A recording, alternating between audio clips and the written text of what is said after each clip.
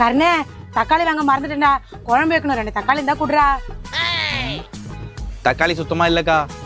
தக்காளி சுத்தமா இல்லையா? என்னக்கா அங்க பாக்குற? அதான் சுத்தமா இல்லைன்னு சொல்றேன்ல. எங்க வீட்டு பக்கம் எதனா கேட்டுன்னு வாங்க, அப்ப இருக்குது.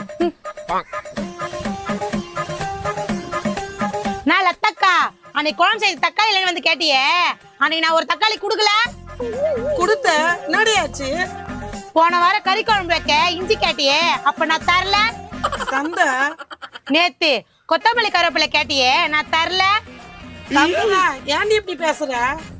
உன் பையன் கிட்ட 2 தக்காளி கேட்டதுக்கு தக்காளி வச்சுக்கிட்டு சுத்தமா இல்லைன்னு சொல்றான். ஏன்னா ஒரு பொருள் கேட்டு என் வீட்டு பக்கம் வந்து பாரு, அப்ப இருக்கு. அவனுக்கு இருக்குது பாரு.